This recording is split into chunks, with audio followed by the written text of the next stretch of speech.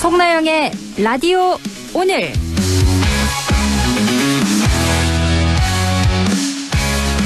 여러분 안녕하십니까? 송나영입니다. 국회 법제사법위원회가 국민의힘 나경원 의원이 간사 선임 안건을 부결시켰습니다. 국회 법사위는 오늘 전체 회의를 열고 무기명 투표를 진행했는데요. 국민의힘 의원들은 항의 표시로 회의장을 나간 뒤 다시 들어오지 않았고 투표에도 참여하지 않았습니다. 나 의원 본인도 교섭단체가 내세운 간사는 그대로 선임하는 게 국회법 취지라며 강하게 맞섰는데요. 반면 민주당에서는 나 의원이 패스트트랙 사건으로 징역 2년을 구형받은 데다 내란 옹호 발언을 하는 등 법사위 간사로서 자격이 없다며 부결을 주장했습니다. 나 의원이 윤석열 정부 시절 패스트트랙 사건 재판과 관련해 공소를 취하해달라는 요구를 당시 법무부 장관이었던 한동훈 전 국민의힘 대표에게 했다는 점도 자격 시비를 부르는 요인 가운데 하나입니다. 간사 선임을 둘러싸고 여야의 고성이 부딪힌 국회. 과연 그 모습이 국민의 눈에는 어떻게 비쳤을지 의문입니다. 안동문화방송 라디오 오늘 광고 듣고 시작합니다.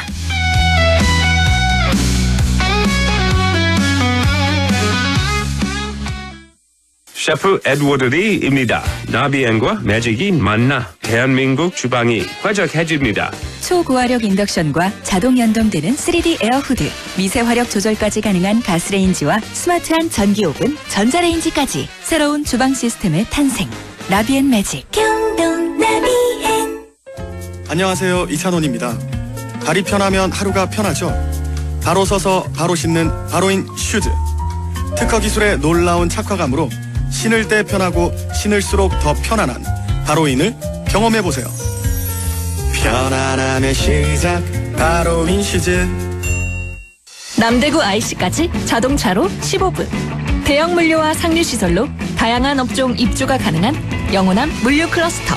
서울, 대전, 대구, 부산 찍고 광주까지 동고령 IC 물류단지. 입주 문의 054-956-7241. 시행 주식회사 미래산업개발. 피로회복 비타민 B, 비맥스 골드의 활성형 비타민 B1을 2종으로 비맥스 메타에 B1 함량을 더 B12도 활성형으로 더 비맥스 메타 B에서 멈추지 않고 활성형 비타민 B5종을 고함량으로 비맥스 Z 제대로 등장했습니다. 피로회복 제대로 Z로 비맥스 Z. 제대로 된 설명은 약사님께 지신 옥십자. 안녕하세요. 활명수 모델 려운입니다. 소화가 안 될 땐 100년 전에도 활명수 한 병 주시오. 100년 후에도 활명수 주세요. 지금까지 그래왔듯 먼 미래에도 소화엔 언제나 부채표 활명수. 동화약품.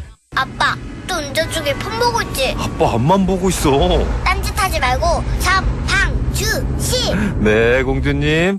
당신을 아끼는 잔소리처럼 당신을 지키는 현대 SUV 2016 산타페는 모든 트임에 꼭 필요한 지능형 안전사양이 기본. 9월 16일 화요일 라디오 오늘입니다. 1부 엄마의 마음으로 바라본 세상사 김세롬의 세상맘사 함께하고요. 2부 이슈 오늘에서는 예천의 금당야행이 이번 주 금요일에 펼쳐지는데요. 이 이야기 잠시 후 예천문화관광재단 관광축제팀 조정원 주임 연결해 이야기 나눕니다. 이어서 한 주간의 시사 이슈를 알아보는 시간 최요한의 시사 따라잡기 준비되어 있습니다. 라디오 오늘 유튜브로도 다시 들을 수 있거든요. 많은 애청 바랍니다.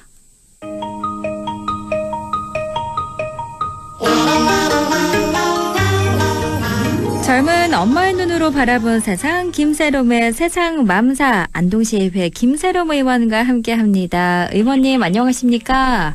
네, 반갑습니다. 라디오 오늘 청취자 여러분들, 마음이 편안한 세상, 살기 좋은 세상을 꿈꾸는 안동시의원 김세롬, 비가 오는 날에도 바람 부는 날에도 세상 이야기 함께하는 김세롬입니다. 네, 의원님 지금 안동시 제260회 임시회 기간이라서 많이 바쁘시죠? 네, 지금도 사실 예산 결산 관련해서 지금 사실 회의 중인데 잠시 정의한 틈을 타서 지금 전화를 드리는 겁니다. 아, 안 그래도 내년 예산까지 책임지는 예산결산위원회 부위원장을 이번에 맡으셨더라고요. 축하드립니다. 아, 예. 감사합니다.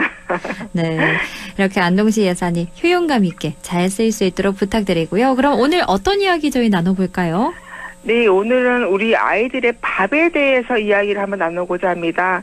송 아나운서님, 고등학교 때로 잠시 기억을 회상해 보시면 고등학교 때 저녁 어디서 드셨는지 기억나시는지요? 급식소에서 먹었던 기억이 나거든요. 네, 그렇죠. 기억 바로 나실 때 졸업하신 지 얼마 안 되셨잖아요. 고등학생이 되면 대부분의 학생들은 학교에서 밥을 먹습니다. 점심도 저녁도 학교에서 밥을 먹다 보니 학교 급식에 대한 관심도 점차 커지고 있는데요. 오늘 김새롬의 세상 마음사의 이야기 주제 고등학생 저녁 밥 한 끼 관련해서 이야기를 나눠보겠습니다. 네, 오늘은 고등학생 저녁 식사를 주제로 이야기를 나눠볼 텐데요. 지금은 일단 점심에만 학교 급식 지원이 한정돼 있죠? 네, 맞습니다. 안동시 학교 급식 지원을 조례를 근거로 이제 안동시에서는 중식 지원을 하고 있습니다. 네. 조금 더 상세히 이야기 드리면은 현재 안동시 전체 예산은 2조 3,450억 원이 넘습니다. 그런데 유치원부터 대학까지 교육 지원 예산은 239억 원. 전체의 1%에 불과합니다. 물론 교육지원청을 통해 지원된 예산은 별도이긴 한데요. 네. 그중에 학생이 17,410명인데 이 학생들을 대상으로 하는 사업비는 약 190억 원입니다. 이 중에서 급식비와 현물 지원이 58억 원을 차지하고 있습니다. 그렇군요. 그러면 혹시 다른 지자체들은 어떻게 하고 있나요? 네. 이미 여러 지자체들이 석식 지원을 제도하거나 시범 사업을 하고 있습니다. 그래서 저도 오늘 고등학생 저녁 밥 한 끼를 주제로 삼았고요. 네. 경기도 하남시는 작년에 학교장과 학부모 정기 차담회가 있다고 합니다. 1년에 매년 모이는 그 차담회를 통해서 시민 의견 수렴을 한 걸 계기로 해서 작년 9월 달에 5천만 원을 편성하여서 시범 사업을 했고요. 올해는 사업 확대해서 2억 원으로 편성해서 제도화 단계로 나가고 있다고 합니다. 그렇군요. 그리고 가까운 경북 청송군도 장학회를 통해서 고등학생 1인당 연간 64만 원을 석식비로 지원하고 있습니다. 그리고 또 석식비를 지원하고 있는 곳이 어딘지 찾아보니 전라북도 남원, 충남의 청양, 충북의 보은 이렇게 있습니다. 더 많은 지자체도 있는데요. 이미 고등학교 석식 지원에 대한 타당성은 너무나도 다들 생각하고 있어서 운영 중입니다. 서울시도 하고 있고요. 네. 서울은 강동구에서 하고 있는데 이미 2년 전부터 고등학생 방과 후 저녁 급식을 지원하고 있고요. 설문조사를 찾아보니 한부모 만족도가 90%를 넘었습니다. 네. 경기도 성남시 같은 경우는 청소년 지원 조례를 근거로 저녁 간식비 지원을 시작했고요. 이후에는 석식 학대까지 지원하고 있습니다. 그렇군요. 이렇게 이야기를 쭉 들어보니까 고등학생 석식 지원에 대한 필요성은 많은 지자체에서 이미 인지를 하고 있었던 걸로 보이는데 어떻게 보면 의지나 준비만 있다면 안동도 충분히 가능해 보이는데요. 그렇습니다. 실제로 필요한 예산은 생각보다는 크지 않습니다. 이게 우리 아이들 급식비로 많은 금액이 들어가서 더 좋은 퀄리티면 좋겠지만은 네. 일단은 주어진 우리 규정으로 따지면은 안동의 경우는 2025년 남은 학사 일정을 제가 계산을 해보니까 한 50일 정도 되더라고요. 네.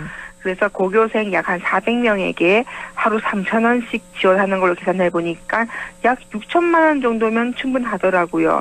이 부분은 전체 교육 예산 239억 중에서는 극히 일부에 불과하고 사실 안동시 전체 예산이 아까 2조가 넘었다고 말씀드리지 않았습니까? 네. 전체 예산 2조 3,450억 원에서 비교해봤을 때는 정말 극히 일부에 불과한 상황입니다. 그렇군요. 말씀해 주신 걸 정리해보면 안동시 한 해 예산이 2조 원이 넘어가는데 그중에서 6천만 원 정도면 당장 올해 남은 학사 일정에 고등학생 석식 지원도 가능하다. 이런 설명인데요. 맞습니다. 이게 어떻게 보면 밥 한 끼 그냥 지원한다. 이것 이상의 의미가 있는 것 같아요. 네, 이걸 사실 다들 그냥 듣기만 하셔도 그래 고등학생 밥 한 끼 주는 거 3,000원인데 그죠 뭐 안 아깝겠니라고 생각하겠지만은 네. 또 여기서 의미를 또 우리가 찾아서 또 얘기를 해보자면은 네. 한 3가지 정도로 나눠볼 수 있을 것 같습니다. 일단은 학습권을 보장해서 저녁까지 학교에서 공부한 학생들이 허기지 않고 집중할 수 있게 할 수 있고요. 또 정서적으로 안정될 수도 있다고 봅니다. 친구들과 함께 먹는 따뜻한 식사가 큰 힘이 되지 않을까 생각이 들고요. 또 건강에서 봤을 때 편의점 음식 대신에 균형 잡힌 석식을 매일 먹으면서 건강한 성장을 돕지 않을까 생각이 됩니다. 네. 그리고 엄마, 아빠, 학부모 입장에서는 사실 경제적 부담도 줄어들고 사회 전체적으로는 우리 지역의 아이들을 함께 키운다라는 공동체 의식도 살아나지 않을까 생각해 봅니다. 그렇군요. 결국 중요한 건 행정과 의회의 의지겠네요. 네. 교육부 지침만 바라보기보다는 그 일반 자치와 교육 자치가 협력하는 실질적 거버넌스가 필요합니다. 우리나라 지금 정부에서는 일반 자치와 교육 자치가 분리되어 있기 때문에 사실 이 거버넌스가 정말 절대적으로 필요한 상황인데요.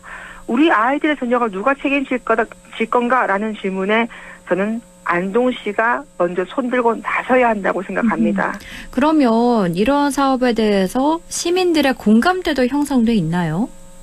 네. 생각보다 적은 예산이 들어서 저도 준비하면서 깜짝 놀랐었는데요. 네. 사실 제가 이거를 이번에 5분 발언을 하고 했었는데 이유가 뭐냐면 학부모님이 먼저 이 이야기를 제안해 주셨습니다. 네. 그 살펴보다가 제가 이번 260회 임시회에서 5분 자유 발언을 통해서 이 부분을 제가 제안을 한 건데요. 학부모 설문조사를 먼저 실시한 다른 지자체의 결과를 살펴보면은 긍정응답이 아주 높습니다. 아이들이 저녁까지 학교에서 챙겨 먹을 수 있어서 안심된다며 식비 부담이 줄어든다라는 반응이 많았습니다. 실제로 하남시와 청송군에 제가 그 실시한 설문조사를 찾아보니 네. 학부모 만족도가 90% 이상이었습니다. 학교에서 하는 사업이라든지 우리 시에서 하는 청소년 관련된 사업 중에서 만족도 90% 넘기는 쉽지 않을 것 같은데 네. 정말 높은 반응이 아닐까 생각됩니다. 그러네요. 정말 환영받는 사업이다. 이런 생각이 드는데 네. 그럼 앞으로 어떤 과정이 필요할까요? 네, 진행을 하게 된다는 가정하에 말씀드리면은 네. 우선은 시범 사업부터 시작하면 됩니다. 내년 예산에 6천만 원만 올해 예산부터 6천만 원만 반영하면 올해 남은 학기 동안은 충분히 시도를 할 수가 있습니다. 네. 그리고 학교와 학부모, 학생 간담회를 해야 되겠지요. 그 간담회를 통해서 운영 방식과 만족도를 점검한 뒤에 단계적으로 확대해 나가면 됩니다. 작은 시작이지만 머리로 하는 행정이 아니라 실질적인 시민들의 목소리를 우린 담아야 할 것이고요. 우리 아이들의 생활과 학습 환경도 달라지지 않을까 예상해 봅니다. 그렇군요. 올해 남은 기간 6천만 원이면 충분하다 이런 말씀해 주셨는데 어떻게 보면 아주 작은 예산으로 큰 효과를 볼 수 있는 정책이라 생각도 들어요. 네, 저도 그렇게 생각합니다. 이게 바로 지방정부의 역할이 아닐까라고도 생각하는데요. 시민들이 체감하는 행복을 예산으로 만들어내는 일이 바로 이런 게 아닐까 싶은데요. 오늘 말씀드린 고교 석식 지원은 아마 그 출발점 중에 하나가 되지 않을까 생각해 봅니다. 네, 이렇게 김세롬의 세상 마음사 오늘은 고등학생 저녁 밥 한 끼에 대해 이야기를 나눠봤는데요. 오늘의 세상 마음사 한마디는요? 네, 저녁 한 끼는 단순한 식사가 아닙니다. 우리 청소년들의 꿈을 지키는 사회적 약속입니다.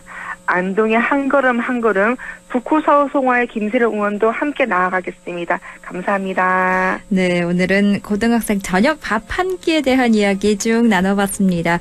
지금까지 김세롬의 세상 마음사 안동시의회 김세롬 의원과 함께했습니다. 오늘 말씀 잘 들었습니다. 고맙습니다. 네, 고맙습니다. 라디오 오늘 2부에서 뵙겠습니다.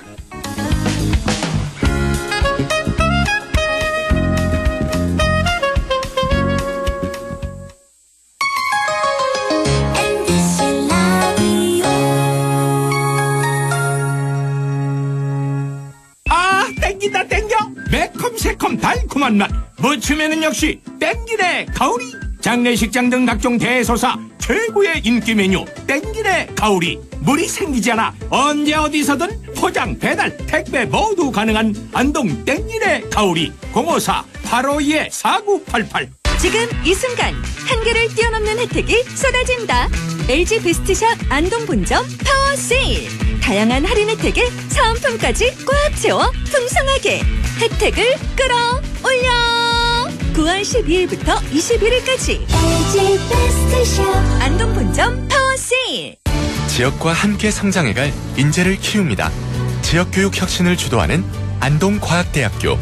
새로운 도전을 위한 성인학습자 평생 직업교육. 해외 우수인재 지역 정착을 위한 명품 교육과정 혁신. 대학이 지역의 미래다.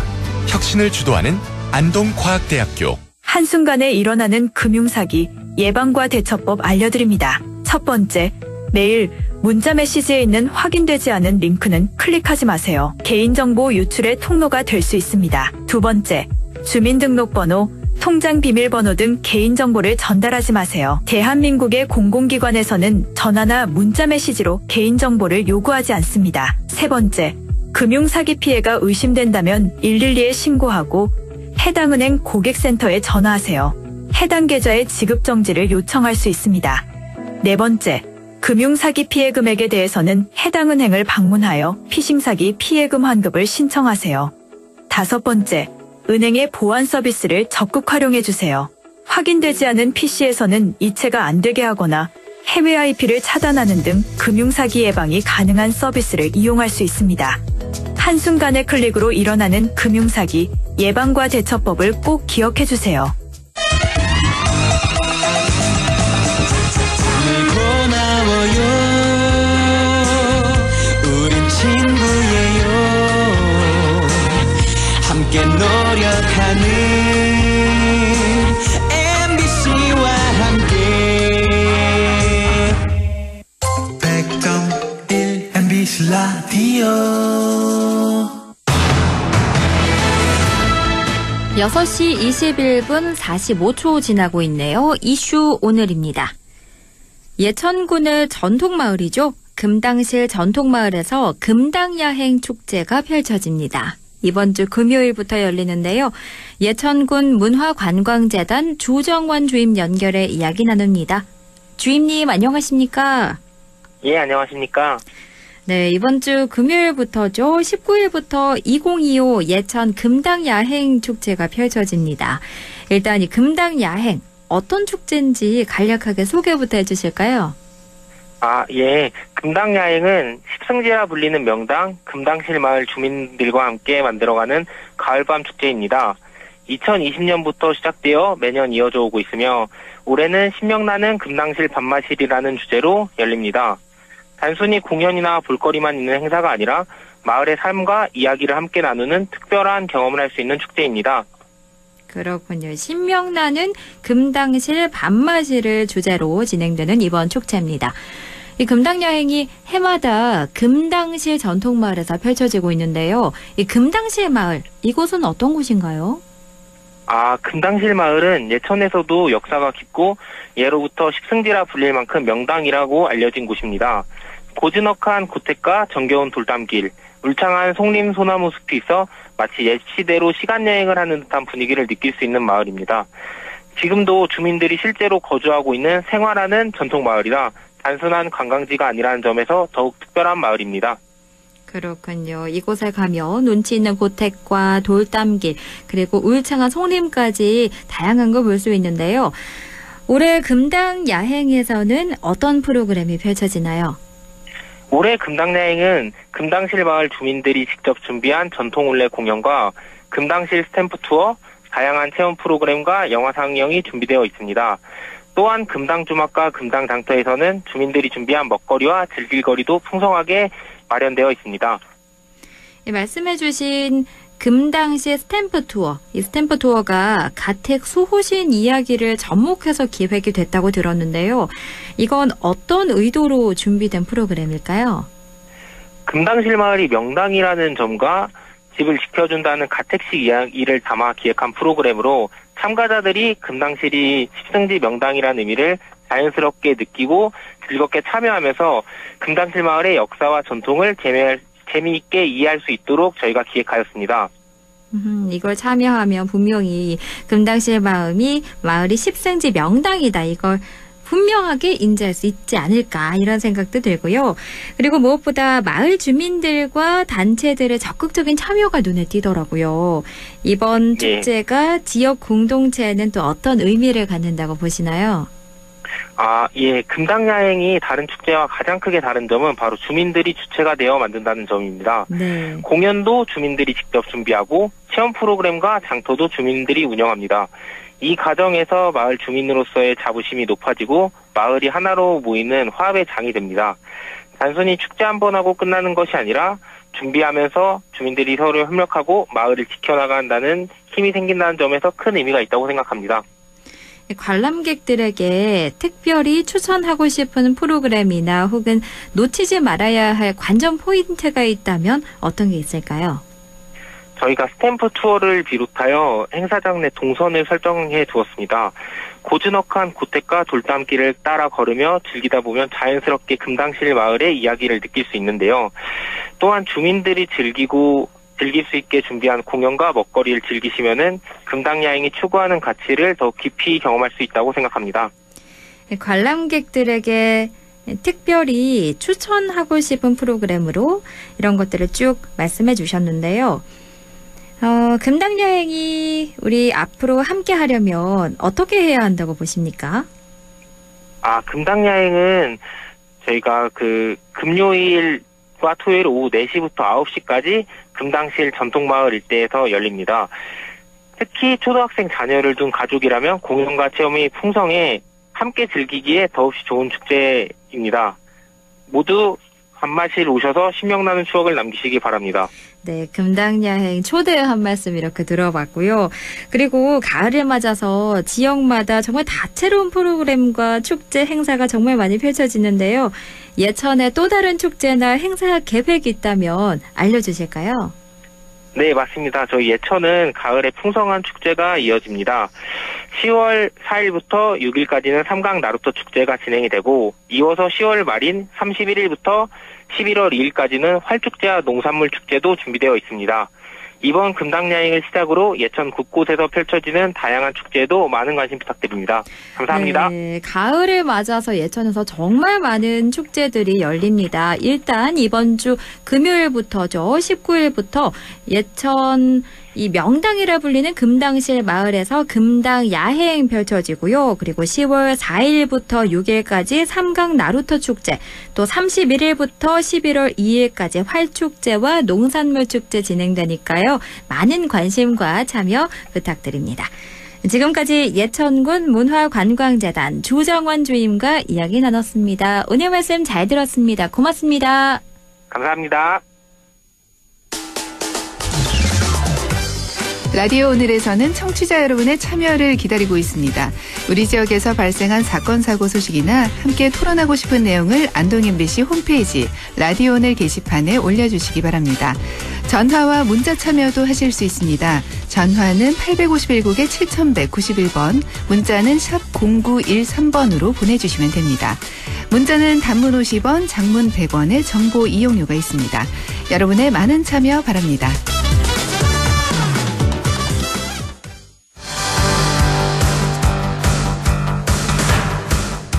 시사 이슈를 함께 이야기해봅니다. 최요한의 시사 따라잡기 시작합니다.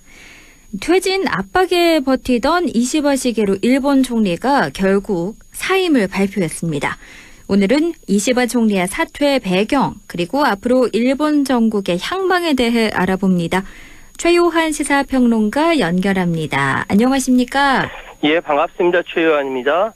네, 일단 먼저 이시바 시게루 일본 총리가 사퇴를 했는데 그 배경에 대해서 설명을 해주실까요? 지난 7일 이시바 시게루 총리가 기자회견을 통해서 자민당 총재직을 사임을 공식 발표했습니다. 일본 내각제죠. 그래서 집권자민당 총재가 총리를 맡게 되는데 총재직 사임하면 총리직도 같이 사임하게 되는 겁니다. 네. 이시바 총리는 지난 7월 20일 참의원 선거 패배 이후에 당내외 사퇴 압박에 시달려왔지만 어느 정도 정치적 리스크를 잘 극복한 것처럼 보였거든요. 네. 8월 23일 한일 정상회담을 통해서도 셔틀 외교 복원을 통한 한일 관계 개선이라는 성과를 평가받게 됐는데 갑작스럽게 사퇴 기자회견을 진행했어요. 그러니까요. 이게 작년 10월에 취임 이후 불과 11개월 만에 퇴진하게 되는 겁니다. 자, 알아보니까 이시바 총리가 7일날 사임 의사를 밝히지 않았다면 다음날 8일부터 자민당 의원들이 임시총재 선거를 요구하는 서명을 제출한다고 했었어요. 아하, 네. 이런 상황에서 6일 밤에 고이즈미 농림수산상과 스가 요시히데 자민당 부총재가 이시바 총리의 관저를 방문해서 두 사람이 설득했다라고 합니다. 그러니까 두 사람 다 이제 뭐 자신이 예전에 그러니까 총리에다가 그다음 이제 포기했던 그런 경험, 이 스가 부총재가 그 얘기했고, 그리고 이제 고이즈미 장관은 지금 서명 이거 진행되고 있는데 이거 하해서는 안 된다. 절대 안 된다. 그럼 당이 완전히 쪼개진다. 네. 뭐 이 상황에 이렇게 설득을 했다라고 해요. 그러니까 이시바 총리는 이제 스가 부총재가 응원하지 않았다면 내가 이 자리에 있을 수 없었다부터 시작해서 고맙다 뭐 이렇게 얘기하면서 네.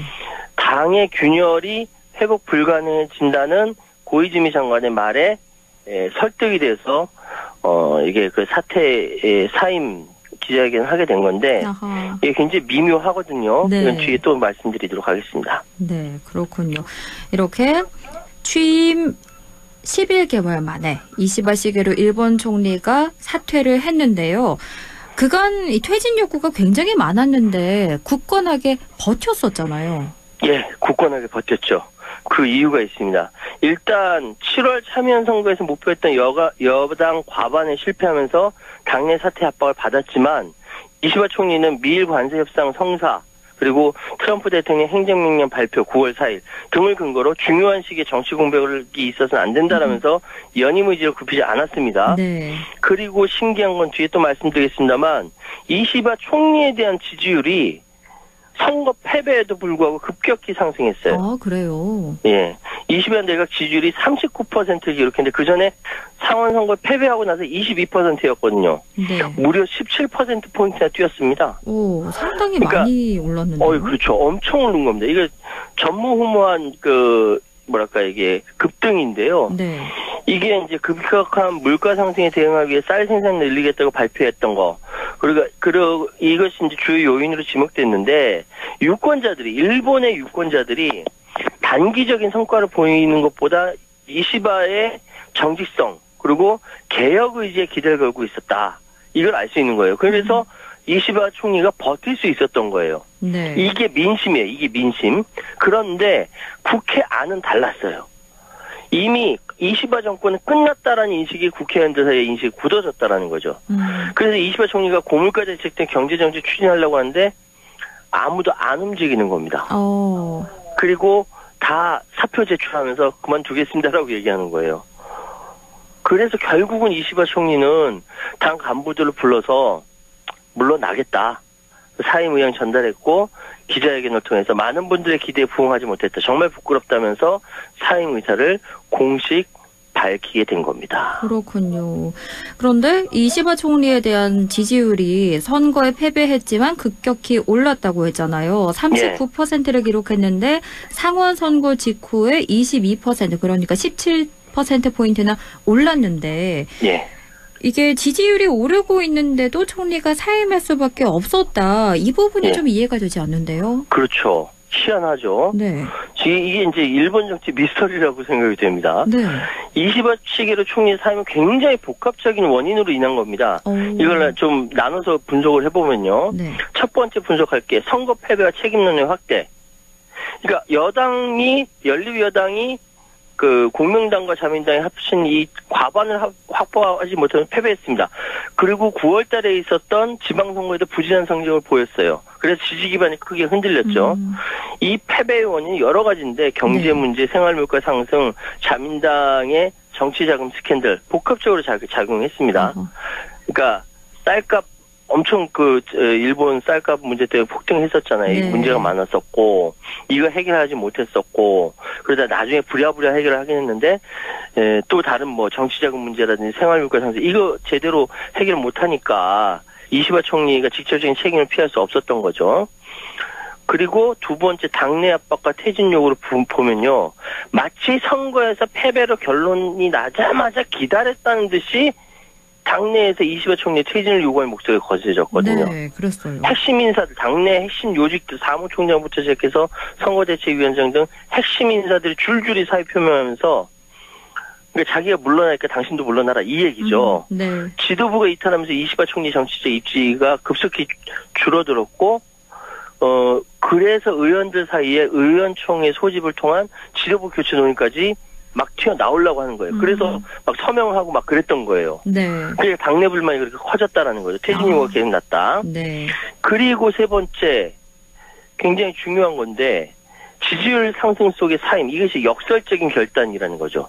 그러니까 그 자민당이 의석이 줄었고 막 이제 패배했음에도 불구하고 이시바 내각의 지지율은 상승했다. 네. 아까 말씀드린 대로 일본 유권자들은 이시바 시게루 총리가 굉장히 정직하다. 알고 있어요. 개혁 의지가 있다. 이거 알고 있거든요.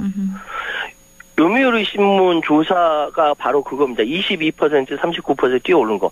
역대 조사 중 가장 큰 폭의 상승이었어요. 국민적으로 이제 긍정적인 평가가 반영된 거죠. 근데 여기서 이시바가 결정적인 실수를 합니다. 어떤 실수죠? 왜냐하면 여소야되지 않습니까? 네. 야당이 내각 불신인 결의안을 제출할 수 있거든요. 근데 이시바가 여기서 야당이 만약에 내각 불신임 결의안을 제출할 경우 하원을 해산하고 조기 총선을 치를 수 있다. 이 가능성을 언급해버린 거예요. 네. 근데 여당 의원들은 지금 막 그 위기 상황에서 어찌어찌 겨우겨우 선거 치러서 겨우 당선됐잖아요. 네. 근데 또다시 선거를 치러야 돼? 이게 이 여당 의원들한테는 이게 맺히는 거예요. 위기감을 갖게 되는 거죠. 그렇군요. 이시바 내각은 막 이렇게 지지율이 있는데 진짜 의원들은 개개인별로 되게 힘들었던 거예요, 이게. 그러니까 의원들을 결집을 끌어내지 못했던 거예요. 이시바가 원래 그래 까짓거 내각 불신령 결의하면 하원 해산하고 조기총선 치르자라고 하면 이게 정치 리더십을 보여주려는 이 이시바 총리 발언이 결과적으로 의원들의 불신을 강화하는 결과로 가져가는 겁니다. 아하. 이게 이제 그러면서 여러 당간부들이 연쇄해서 사임했죠. 그래서 이번 이시바 총리가 사임 발표했던 그리고 사임하게 된 것이 단순히 인사의 교체가 아니라 이 자민당 정치의 구조적 붕괴를 예고하는 장면이다. 그리고 일본 정치가 현재 시스템, 제도, 개혁을 요구받고 있다. 일본 정치가 지금 민주주의 정치 아니거든요. 네, 그렇죠. 엘리트 정치고 뭐 세습 의원들만 40%가 넘는다니까요. 어마어마하네요. 네, 어마어마합니다. 세습한 정치인만 40% 넘는다라는 말씀을 네. 해주셨는데 이제 이렇게 이시바 시게루 총리의 사임에는 굉장히 복합적인 원인들이 있었다라고 배경을 쭉 설명해 주셨는데 그렇다면 차기 자민당의 후임 권력은 누가 승계하는가? 이게 관건일 텐데요. 지금 어떤 이름들이 오르내리고 있나요? 정말 여러 사람 이름이 오르내립니다. 그만큼 사람이 없다라는 거예요. 아, 네. 네, 뭐 고이즈미 신지로 뭐 다카이치 사나에 뭐 기본적으로 많이 이름 나오고 또 디지털 전환에 잘 대응할 수 있는 고노다론이 전임 총리 다 이름 나오는데 일단 제가 한 4명 정도로 추려봤어요. 네. 고이즈미 신지로 지금 농림수산성 장관이죠. 젊은 이미지와 개혁 성향으로 도시 유권자들한테 인기가 있는데 당내 기반이 약합니다. 아, 그래요? 네. 다카이치 사나에 경제안보 담당 장관. 별명이 여자 아베입니다. 굉장히 보수층에 강한 지지를 받고 있는데 여기 말은 언론에서 보수층이라는데 보수층 아니고 극우예요. 극우. 네. 경제안보 및 기술 정책에 정통하지만 이 사람 특징이 싸움 붙이는 거예요. 당내 화합보다는 이념적 대립을 강조하는 경향이 있어서 분열 초래한다 이런 우려하는 사람들이 많습니다. 네. 그리고 이제 스가 요시히데 전 총리 위기 관리 능력이나 행정 경험이 강점인데 나이가 좀 많아요. 그리고 과거 지지율 하락이 부담인 상황이고 또 기시다 후미오 전 총리 외교적 안정성과 국제적 인지도가 강점이지만 이 사람 과연 정책 추진력이 있나 이런 의문이 든다. 이런 얘기들이 많이 있습니다. 네. 그 외에도 뭐 방금 말씀드렸던 뭐 고노다로 전 디지털 총장 장관이라든지 모테기 도시미스 전 자민당 간사장 뭐 그 등등 여러 사람 이름이 하여튼 무시하게 많이 오르내리고 있습니다. 그렇군요. 그런데 스가 요시히데 전 총리와 기시다 후미오 전 총리 이름이 거론된다고 했는데 보통 이런 전 총리들의 이름도 자주 이렇게 거론이 되는 편인 건가요? 그게 아니라요. 지금 스가 요시히데하고 기시다 후미오까지 이름이 나오는 이유는 뭐냐면은 네. 앞으로 자민당의 정책이 그러니까 자민당을 누가 선택할 것인지가 안정과 연속성을 선택할 것인지 아니면 개혁과 세대교체를 선택할 것인지에 대한 정책 기조가 달라질 것이라는 얘기예요. 근데 이 사람들 다 뭐냐면은 자민당 내부의 공통점이 자민당 내부의 파벌 정책이 여전히 강하게 작동하고 있다. 정책보다는 권력 유지에 초점이 맞춰져 있다. 이번에 이시바 시게루 총리의 사임이 바로 이 구조적 장벽을 넘지 못한 결과거든요. 네. 누가 후임 총리가 되든 역시 이 구조적 장벽을 넘지 못할 것이다. 라는 이야기가 파다합니다. 굉장히 어떻게 보면 근본적인 문제인 것 같긴 한데요. 일단 지금 나오는 이야기로는 세대 교체론을 내세운 고이즈미 신지로 농림수산상과 또 여자 아베로 불리는 다카이치 사나의 전 경제안보상 이 이름이 많이 거론되는 것 같아요. 두 사람이 1, 2등을 하고 있어요. 그런데 누가 총리가 오르든 일본 역사상 최초의 최연소 총리 또는 첫 여성 총리라는 상징성을 갖게 될 것 같습니다. 근데 두 사람 다 외교 정책 기조가 불투명합니다. 그래서 한일 관계나 북일 관계가 꽤나 불안정해질 수 있다 이런 우려가 나오고 있거든요. 간략하게 이 두 사람에 대해서 말씀드릴게요. 고이즈미 전 농림수산상은 이게 2001년부터 2006년까지 총리를 지냈던 고이즈미 주니치로의 차남입니다. 2009년에 중의원에 입성한 후 5선을 기록했는데 지난번에 지금 농림수산상으로 딱 취임하고 쌀값 급등 상태에서 정부 비축미를 방출하면서 쌀값이 안정화가 됐어요. 그래서 정책적 영향을 인정을 받았는데 나이가 굉장히 젊습니다. 1981년생, 올해 44살이에요. 굉장히 젊은 정치인이에요. 총리가 되면은 아베 신조가 그때 젊은 정치인으로 등극을 했을 때가 52살이었거든요. 역대 최연소 44살의 총리가 되는 거예요. 이 사람이 굉장히 젊은 층한테는 어필을 해요. 저번에 기후변화, UN 기후행동정상회의에서 기후변화에 대해서 얘기할 때 이런 큰 문제를 다루는 것은 펀하고 재미있고 쿨하고 섹시해야 된다. 사실 이게 무슨 말인지 잘 모르겠는데 알듯 모르듯 말해서 지금 한국 사람들한테는 이 고이즈미가 펀쿨 섹자라고 불립니다. 별명이 붙었어요. 이 영상이 굉장히 많이 돌았었어요. 맞아요. 그런데 정치인으로서 말이 좀 가벼워요. 그리고 사실 정신이 좀 이상하다는 생각이 드는데 한번 들어보십시오. 그냥 코로나19 심각할 때 강령에 빠졌어요. 그리고 엄청 비판받았거든요. 그러니까 뭐라고 얘기했냐면 반성을 하고 있는데 좀처럼 반성이 전해지지 않는 것에 대해서도 반성하고 싶다고 생각합니다. 저는 이게 무슨 말인지 모르겠거든요. 바뀌기 위해서는 변화가 필요합니다. 경기가 좋아지면 반드시 불경기에서 탈출할 수 있습니다. 아니 그러니까 무슨 이게 뻔한 얘기인데 되게 심각하게 해서 이상하다는 생각을 합니다. 전 잘 이해 잘 못하겠어요. 그러면 다카이치 전 경제안보상 이분은 어떤가요? 이분은 아사히 TV 아나운서 출신입니다.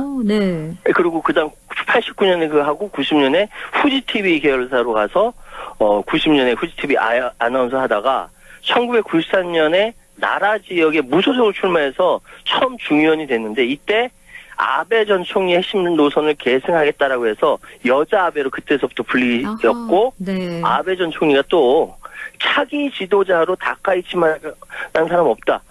이렇게 띄워줬거든요.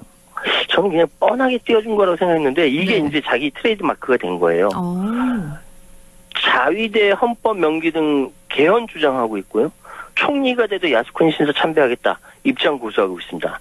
당내 보수파 절대적으로 지지한다고 하지만 사실 보수파 아니라 극우파라고 말씀드릴 수 있고 이미 아베네가 세 차례나 총무 장관으로 발탁된 바 있기 때문에 경제적으로도 아베노믹스를 계승하겠다고 하고 있어요. 어쨌든 이 두 사람 중에 한 사람이 될 것 같다는 생각도 있습니다. 그렇군요. 일단 이 두 명 중 누가 총리에 오르든 일본 역사상 최연소 총리 혹은 첫 여성 총리라는 상징성을 갖게 될 텐데요. 그러면 맞습니다. 이렇게 이시바 시게루 총리의 사임 또 새로운 총리를 선출하는 일본 전국의 향방은 어떻게 전망하십니까? 이시베아 시게루 총리의 사임의 끝이 아니라 일본 정치의 구조적 취약성이자 경고가 이제 시작된 거라는 이야기가 나오고 있는데 네. 왜냐하면 참의원 선거에서 패배에도 불구하고 지지율이 상승했다는 사실 제가 아까 말씀드렸던 대로 기존 유권자들이 이시바의 도덕성이라든지 정치성에 기대를 한다. 개혁성에 기대를 한다였는데 물러나게 되잖아요. 네, 그렇죠. 그러면은 기존 정치 구조에 대한 불신과 개혁에 대한 기대를 동시에 품고 있다가 구조에 대한 불신이 확 이겨버린 거예요.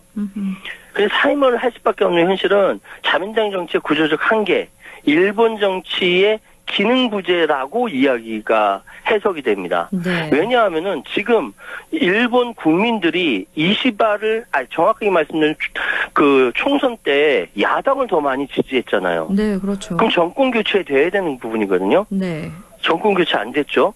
그럼 이번에 이시바 시게루가 그 소수파인데 이 소수파 지도자지만 이 사람의 개혁성과 도덕성을 지지해서 국민들이 더 많이 지지했단 말이죠. 그런데 이시바가 갑자기 또 물러나게 됩니다. 왜? 당내 의원들의 반발 때문에. 그럼 일본 국민들은 어떤 생각하겠습니까?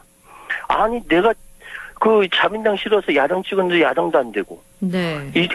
비주류인데 그나마 괜찮다고 이시바를 밀었는데 이시바가 쫓겨나네? 무슨 정치가 이래? 이런 생각을 당연히 하게 되죠. 그렇죠. 우리나라는 더 많이 얻으면 정권이 교체되는데 여긴 그렇지도 않다는 거예요. 그게 민주주의가 아니라는 겁니다, 이게. 네. 소수 엘리트들만 정치하는 것이죠. 그러니까 지금 일본에서는 자민당 중심의 정치의 구조적 한계가 다 드러났고 자기들끼리 잘 먹고 잘 사는 정치자금 문제라든지 일본 정치의 기능이 지금 마비되어 있다는 게 다 드러나는 상황이거든요. 네. 그러면 이번에 일본의 리더십 교체를 넘어 국민들은 정치 시스템 자체 재설계를 요구하고 있는데 일본의 엘리트들이 이거 받아들일 수 있겠느냐. 세습 의원들이 40% 이상인데 이제 세습하면 안 돼 라고 누가 제안한다고 해서 그 의원들이 다 받아들이겠느냐. 그게 가능하느냐. 이 일본 정치의 현재 상황이 지금 녹록지 않은 거죠. 그러면 지금 이 자민당 외에 야당들은 뭘 하고 있는 건가요? 야당이 제대로 잘하면은 여당이 이르지 않을 텐데 야당도 잘 못해요. 이미 입헌민주당이나 일본 유신의 야8당이 서로 모여가지고 임시국회에 소집하자 당신들과 자민당끼리만 이렇게 총리 뽑는다고 정치적 공백 장기화시킨 걸로 국민들의 민생을 이래서 되겠느냐 하면서 막 요구를 합니다. 네. 예. 휘발유세 잠정세를 폐지하자, 미국 관세 조치 어떻게 대응할까 논의하자라고 하는데 여기까지는 잘했어요. 그런데 제1야당인 입헌민주당에서 이번에 여기 이제 그 대표가 노다 요시히코인데 새로운 집행부 인사를 하면서 아즈미 준이라는 의원을 간사장으로 선임하면서 뭐라고 얘기했냐면요. 네. 자민당에 대항할 수 있는 라이벌 정당은 우리 당밖에 없다. 입헌민주당밖에 없다. 왜냐 옛날에 한번 집권한 적이 있었으니까. 네. 그걸 강조했지만 일본 언론들이 조롱합니다. 우습게 봐요. 뭐라고 얘기하냐면은 지금 입헌민주당은 당 세력 회복과 야당 협력 강화 과제다.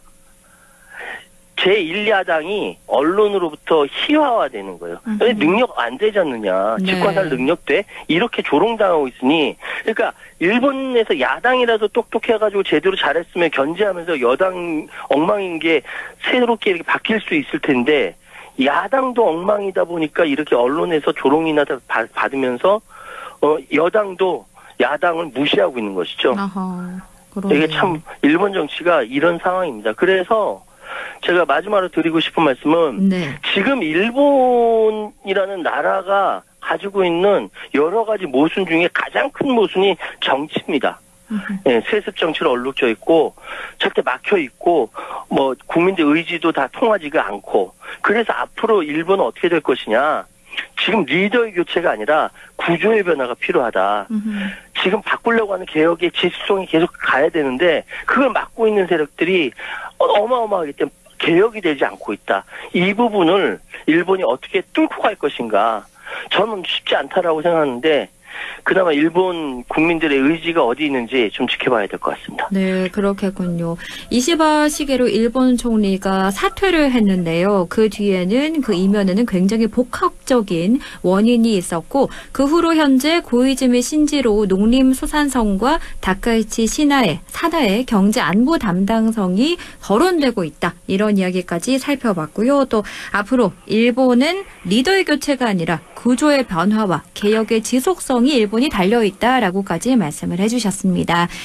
오늘 말씀 잘 들었습니다. 고맙습니다. 예, 감사합니다. 지금까지 최요한 시사평론가와 함께했습니다.